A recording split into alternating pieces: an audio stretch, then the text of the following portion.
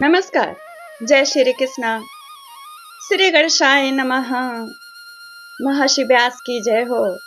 माँ भगवती सरस्वती की जय हो। महान देश के हमारे संतों की जय हो, जिन्हें सुन करके थोड़ा बहुत मुझे जो ज्ञान हुआ है, जिसके कारण मुझे समझ में आता है और समझ में आते हुए आपको हिंदी में अर्थ सुना रही हूँ। श्रीमद् भागवत महापुराण कथा। आज मैं द्वितीय स्कंध से द्वितीय अध्याय सुनाऊंगी। मृत्यु के समय कैसे भगवान को प्राप्त करें, या भगवान को ऐसे कैसे प्राप्त करें, भगवान की स्थूल और सूक्ष्म रूपों की धारणा कैसे करें, तथा क्रम मुक्ति और सद्य मुक्ति का इसमें वर्णन। आइए जानिए कैसे ब्रह्मा जी ने भगवान का ध्यान करके अपनी स्मृति और भगवान का सामीप्य प्राप्त किया, और उसे हम भी प्राप्त कर सकते हैं। सुखदेव जी कहते हैं, सृष्टि के प्रारंभ में ब्रह्मा जी ने इसी धारणा के द्वारा भगवान को प्रसन्न किया। वह सृष्टि विषयक स्मृति प्राप्त की थी, जो पहले प्रलय काल में विलुप्त हो गई थी।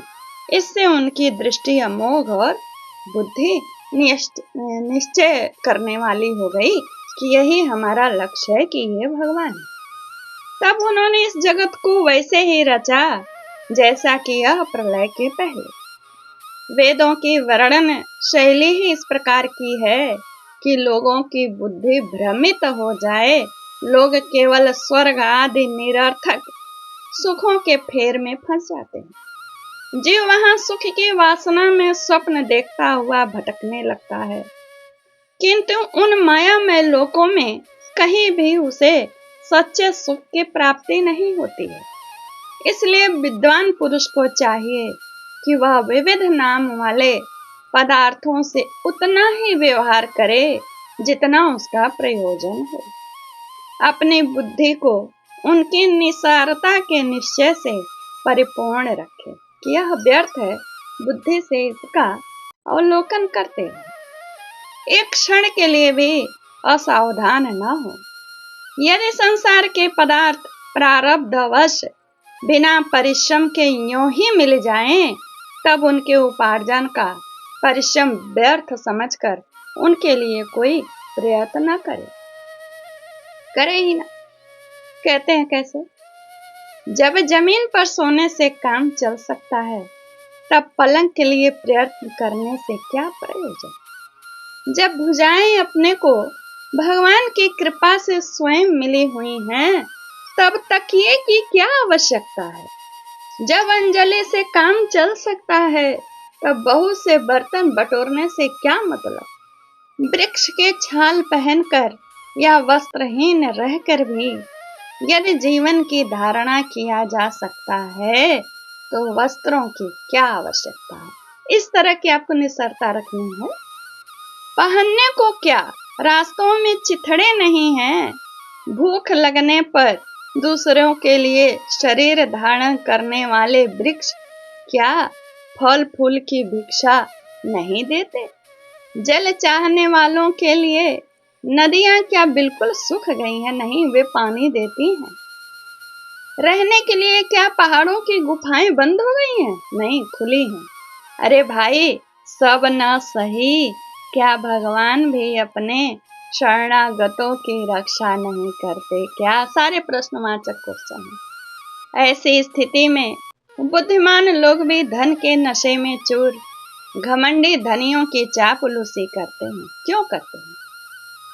इस प्रकार अपने मन को विरक्त हो जाने पर अपने हृदय में नित्य विराजमान स्वतः सिद्ध आत्मस्वरूप परम प्रियतम परम सत्य जो अनंत भगवान हैं, बड़े प्रेम और आनंद से दृढ़ निश्चय करके उन्हीं का हमें भजन करना चाहिए, क्योंकि उनके भजन से जन्म मृत्यु के चक्कर में डालने वाले अज्ञान का नाश हो जाता है। पशुओं की तो बात भाई अलग है, क्यों? परंतु मनुष्यों में भला ऐसा कौन है जो लोगों को इस संसार रूप वैतरणी नदी में गिरकर अपने कर्म जन्य दुख को भोगते हुए देखकर भी भगवान का मंगलमय चिंतन नहीं करेगा। इन असत विश्व भोगों में ही अपने चित्त को भटकने देगा। कहने का तात्पर्य है कि मनुष्य तो बुद्धिमान है, फिर भी यदि लोगों के दुस्सह कर्म का दुस्सह कष्ट भोगते हुए देखकर भी यदि सजग नहीं होता तो पशु के समान ही है। कोई साधक अपने शरीर के भीतर हृदय आकाश में विराजमान भगवान के प्रादेश मात्र स्वरूप की धारणा करते हैं। वे ऐसा ध्यान करते हैं कि भगवान चार भुजाओं में शंख चक्र गदा पद्म यानी कमल के पुष्प हैं उनके स्वरूप में। उनके मुख पर प्रसन्नता झलक रही है। कमल के समान उनके विशाल कमल नेत्र हैं। कदम्ब के पुष्प की केसर के समान पीला वस्त्र धारण किए हैं। भुजाओं में श्रेष्ठ रत्नों से जड़े हुए सोने के बाजूबंद शोभायमान है। सिर पर बड़ा ही सुंदर मुकुट और कानों में कुंडल है, जिनमें जड़े हुए बहुमूल्य रत्न जगमगा रहे। उनके चरण कमल योगेश्वरों के खिले हुए हृदय कमल की कर्णिका पर विराजित है। उनके हृदय पर श्री वत्स का चिन्ह एक सुनहरी रेखा है। गले में कौस्तुभ मणि लटक रही है। वक्षस्थल पर कभी न कुम्हलाने वाली वनमाला उनके वक्षस्थल पर कभी न कुम्हलाने वाली वनमाला सुशोभित। वे कमर में करधनी, अंगुलियों में बहुमूल्य अंगूठी, चरणों में नुपुर और हाथों में कंगन आदि आभूषण धारण किए हुए हैं। यानी ऐश्वर्यशाली प्रभु ऐश्वर्य को धारण किए हुए हैं। उनके बालों के लटे बहुत चिकनी, निर्मल, घुंघराली और नीली है। उनका मुख कमल मंद मंद मुस्कान से खिल रहा है। लीलापूर्ण उन्मुक्त हास्य और चितवन से शोभायमान भावों के द्वारा वे भक्त जनों पर अनंत अनुग्रह की वर्षा कर रहे हैं। जब तक मन इस धारणा के द्वारा स्थिर ना हो जाए, तब तक बार बार इन चिंतन स्वरूप भगवान को देखते रहने की चेष्टा करनी चाहिए। भगवान के चरण कमलों से लेकर उनके मुस्कान युक्त मुख कमल पर्यंत समस्त अंगों की एक एक करके बुद्धि के द्वारा धारणा करना चाहिए। जैसे जैसे बुद्धि शुद्ध होती जाएगी, वैसे वैसे चित्त स्थिर होता जाएगा। जब एक अंग का ध्यान ठीक ठीक होने लगे, तब उसे छोड़कर दूसरे अंग का ध्यान करना चाहिए। ये विश्वेश्वर भगवान दृश्य नहीं, दृष्टा हैं। वे खुद देखते हैं। सगुण निर्गुण सब कुछ इन्हीं का स्वरूप है। जब तक इनमें अनन्य प्रेममय भक्त योग न हो जाए, तब तक साधक को नित्य नैमित्तिक कर्मों के बाद एकाग्रता से भगवान के उपयुक्त स्थूल रूप का ही चिंतन करना चाहिए। इसीलिए जरूरी है सुबह शाम ईश्वर को नहीं ध्यान कर पा रहे हैं तो दिया जलाने के लिए, स्नान कराने के लिए, अपने गुरु मंत्र पढ़ने के लिए उनके सम्मुख बैठिए। कहते हैं परीक्षित, सुखदेव जी कहते हैं, परीक्षित, जब योगी पुरुष इस मनुष्य लोक को छोड़ना चाहे, तब देश और काल में मन को ना लगाए। सुखपूर्वक स्थिर आसन से बैठकर प्राणों को जीत कर मन से इंद्रिय का संयम करे। तदंतर अपने निर्मल बुद्धि से मन को नियमित करके मन के साथ बुद्धि को क्षेत्रज्ञ में और क्षेत्रज्ञ को अंतरात्मा में लीन कर दे। अब ध्यान से सुनिएगा। फिर अंतरात्मा को परमात्मा में लीन करके धीर पुरुष उस परम शांतिमय अवस्था में स्थित हो जाए। फिर उसके लिए कोई कर्तव्य शेष नहीं रहता। इस अवस्था में सत्व गुण भी नहीं है। फिर रजोगुण और तमोगुण की तो बात ही क्या है। अहंकार, महत तत्व और प्रकृति का भी वहां अस्तित्व नहीं। उस स्थिति में जब देवताओं के नियामक काल का भी डाल नहीं गलता, तब देवता और उनके अधीन रहने वाले प्राणी तो रह ही कैसे सकते। इनका कहने का तात्पर्य ये है कि जब आप समस्त संसार को मन से धीरे धीरे छोड़ते हुए अंतरात्मा में भगवान का ध्यान करेंगे, तो वहां कोई भी सांसारिक चीज उपस्थित नहीं रहेगी, यानी कहीं मन भटकेगा नहीं। योगी लोग कहते क्या है, यह नहीं यह नहीं। जैसे आप ध्यान करने गए, ध्यान करते से आपको सांसारिक बातें आई तो वहीं आप छाटिए, यह नहीं हमें ध्यान करना है, इसको नहीं ध्यान करना है, ये नहीं, ये तो परमात्मा का ध्यान करना है।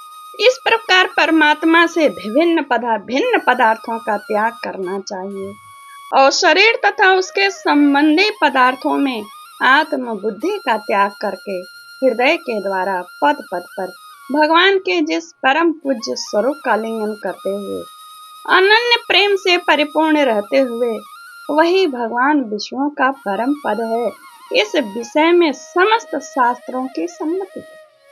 ज्ञान दृष्टि के बल से जिसके चित्त की वासना नष्ट हो गई है, उस ब्रह्मनिष्ठ योगी को इस प्रकार अपने शरीर का त्याग करना चाहिए। पहले एड़ी से अपने गुदा को दबाकर स्थिर हो जाएं, सीधा बैठ जाएं। तब बिना घबराहट के प्राणवायु को षड चक्र भेदन की रीति से ऊपर लाएं, मतलब ध्यान करते जाएं। जैसे पहले नीचे ध्यान करें, फिर यहाँ ध्यान करें, फिर यहाँ, जैसे ही बताएंगे। देखिए, मनुष्य योगी को चाहिए कि नाभि चक्र मणिपूरक में स्थित वायु को हृदय चक्र यहाँ लाएं, अनाहत में। वहां से उदान वायु को द्वारा, यहाँ है हृदय, यहाँ से फिर वक्षस्थल के ऊपर विशुद्ध चक्र में लाएं। फिर वायु को धीरे धीरे तालुमूल यानी विशुद्ध चक्र को तालुमूल में चढ़ा दें। पहले नीचे से, फिर नाभि, नाभि से हृदय, हृदय से छाती, छाती से यहाँ, फिर तालुमूल लाएं। वो ध्यान करें, ध्यान करेंगे तो अपने आप बैठ जाएगा। उन अंगों को ध्यान करते जाएंगे और आजू बाजू कोई सांसारिक चीज नहीं रहेगा, अपने आप ध्यान कर लेंगे। तदंतर 2 आंखें, 2 कान, 2 नासा छिद्र और मुख, इन 7 छिद्रों को रोककर उस तालु मूल में स्थित वायु को भवों के बीच आज्ञा चक्र में ले जाए। यदि किसी लोक में जाने की इच्छा न हो तो आधी घड़ी तक उस वायु को वहीं रोक कर स्थिर लक्ष्य के साथ उसे सहस्त्रसार में ले जाकर परमात्मा में स्थित हो जाए। इसके बाद ब्रह्मरंध्र का भेदन करके शरीर इंद्रिय आदि को छोड़ दें। उन्होंने प्रश्न किया था ना कि मृत्यु अगर निकट हो तो क्या करना चाहिए, तो ये विधि है। कहते हैं सुखदेव जी, परीक्षित, यदि योगी की इच्छा हो कि मैं ब्रह्मलोक में जाऊं, 8 सिद्धियां प्राप्त करके आकाशचारी सिद्धों के साथ विहार करूं, अथवा त्रिगुणमय ब्रह्मांड के किसी भी प्रदेश में विचरण करूं, तो उसे मन और इंद्रिय को साथ ही लेकर शरीर से निकलना चाहिए। योगियों का शरीर वायु की भांति सूक्ष्म होता है। उपासना, तपस्या, योग और ज्ञान का सेवन करने वाले योगियों को त्रिलोकी के बाहर और भीतर सर्वत्र स्वच्छंद रूप से विचरण करने का अधिकार है। केवल कर्मों के द्वारा इस प्रकार बेरोक टोक विचरना नहीं हो सकता है। केवल कर्म से नहीं आप जा सकते इस तरह। कहते हैं सुखदेव जी, परीक्षित, योगी ज्योतिर्मय मार्ग सुषुम्ना के द्वारा जब ब्रह्मलोक के लिए प्रस्थान करता है, तब पहले वह आकाश मार्ग से अग्निलोक में जाता है। वहां उसके बचे खुचे मल भी जल जाते हैं। उसके बाद वह वहां से ऊपर भगवान श्रीहरि के शिशुमार नामक ज्योतिर्मय चक्र पर पहुंचता है। भगवान विष्णु का यह शिशुमार चक्र विश्व ब्रह्मांड के भ्रमण का केंद्र, उसका अतिक्रमण करके अत्यंत सूक्ष्म एवं निर्मल शरीर से वह अकेला ही महर लोक में जाता है। वह लोक ब्रह्मवेत्ताओं के द्वारा भी वंदित है और उसमें कल्प पर्यंत जीवित रहने वाले देवता विहार करते रहते हैं। फिर जब प्रलय का समय आता है तब नीचे के लोगों को जो जैसे वो क्रम से जाते हैं, उन नीचे के लोगों को शेष महाराज के मुख से जो अग्नि है उससे वे भस्म हो जाते हैं। निकली हुई आग के द्वारा वह नीचे वाले भस्म हो जाते हैं। होते देख वह ब्रह्मलोक में चला जाता है। जैसे ब्रह्मलोक में बड़े बड़े सिद्धेश्वर विमानों पर निवास करते हैं, उस ब्रह्मलोक की आयु ब्रह्मा की आयु के समान 2 परार्ध की। वहां न तो शोक है, न दुख, न बुढ़ापा, न मृत्यु। फिर भी वहां किसी प्रकार का उद्योग, भय तो हो ही कैसे सकता। वहां दुख है तो ये कही वो क्या, क्योंकि महात्मा लोग रहते हैं वहां, वे दया में रहते हैं, तो वे नीचे के लोगों को कष्ट में जब देखते हैं तो उनके मन में बड़ी व्यथा होती। पृथ्वी के लोगों को सत्यलोक में पहुंचने के पश्चात वह योगी निर्भय होकर अपने सूक्ष्म शरीर को पृथ्वी से मिला देता है। फिर उतावली न करते हुए 7 आवरणों का भेदन करता है। पृथ्वी रूप से जल को, जल रूप से अग्निमय आवरणों को प्राप्त होकर वह ज्योति रूप से वायु रूप आवरण में आ जाता है और वहां से समय पर ब्रह्म की अनंतता का बोध कराने वाले आकाश रूप आवरण को प्राप्त करता है।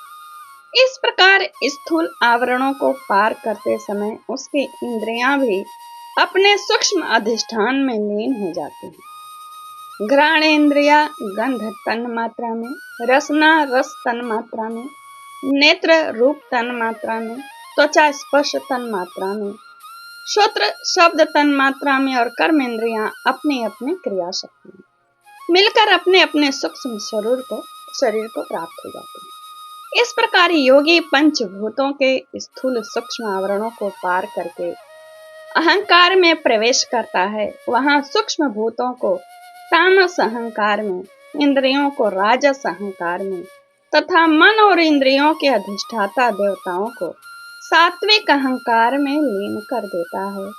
इसके बाद अहंकार के सहित लय रूप गति के द्वारा महत तत्व में प्रवेश करके अंत में समस्त गुणों को लय स्थान प्रकृत रूप आवरण में जा मिलता है। जब तक मुक्ति नहीं, मोक्ष आवागमन का नहीं मार्ग रुकेगा, तब तक ये चलेगा प्रक्रिया। कहते हैं सुखदेव जी, परीक्षित, महाप्रलय के समय प्रकृत रूप आवरण का भी लय हो जाने पर वह योगी स्वयं आनंद स्वरूप होकर अपने उस निरावरण रूप से आनंद स्वरूप शांत परमात्मा को प्राप्त हो जाता है। जिसे इस भगवानमय गति की प्राप्ति हो जाती है, उसे फिर इस संसार में नहीं आना पड़ता। परीक्षित, तुमने जो पूछा था उसके उत्तर में मैंने वेदोक्त द्विविध सनातन मार्ग सद्यो मुक्ति और क्रम मुक्ति का तुमसे वर्णन किया। पहले ब्रह्मा जी ने भगवान वासुदेव की आराधना करके उनसे जो प्रश्न किया था, तब उन्होंने उत्तर में इन्हीं दोनों मार्गों की बात ब्रह्मा जी से कही। संसार चक्र में पड़े हुए मनुष्य के लिए जिस साधना के द्वारा उसे भगवान श्री कृष्ण की अनन्य प्रेममयी भक्ति प्राप्त हो जाए, उसके अतिरिक्त और कोई भी कल्याणकारी मार्ग नहीं है। ऐसे ही भागवत गीता में भी मैं पढ़ी हूँ, तो समझ में जो आया खूब बता ले जाएंगे, आखिर में भक्ति का ही चर्चा रहेगा। कहते हैं भगवान ब्रह्मा ने एकाग्र चित्त से सारे वेदों का 3 बार अनुशीलन करके अपनी बुद्धि से यही निश्चय किया कि जिसे सर्वात्मा भगवान श्री कृष्ण के प्रति अनन्य प्रेम प्राप्त हो, वही सर्वश्रेष्ठ धर्म, जिस धर्म से प्राप्त हो। समस्त चर प्राणियों में उनके आत्मा रूप से भगवान श्री कृष्ण ही लक्षित होते हैं, क्योंकि ये बुद्धि आदि दृश्य पदार्थ उनका अनुमान कराने वाले लक्षण हैं। वे इन सबके साक्षी एकमात्र दृष्टा। कहते हैं सुखदेव जी परीक्षित से, इसीलिए मनुष्य को चाहिए कि सब समय और सभी परिस्थितियों में अपनी संपूर्ण शक्ति से भगवान श्री हरि का श्रवण कीर्तन और स्मरण करे। कहते हैं राजन, संत पुरुष आत्म स्वरूप भगवान की कथा का मधुर अमृत बांटते ही रहते हैं। जो अपने कान के दोनों में भर भर कर उनका पान करते हैं, उनके हृदय से विषयों का विषैला प्रभाव जाता रहता है, वह शुद्ध हो जाता है और वे भगवान श्री कृष्ण के चरण कमलों की सन्निधि प्राप्त कर लेते हैं। यहीं पर द्वितीय स्कंद का अथ द्वितीय अध्याय पूर्ण होता है। श्रीमद् भागवते महापुराणे पारमहंसायां सहितायां द्वितीय स्कंदे पुरुष संस्था वर्णन नाम ओम तत्सत। नमस्कार, जय Shri Krishna. Like comment share जरूर करिएगा। बहुत ही दुर्लभ चीज है, बिना भटकाव के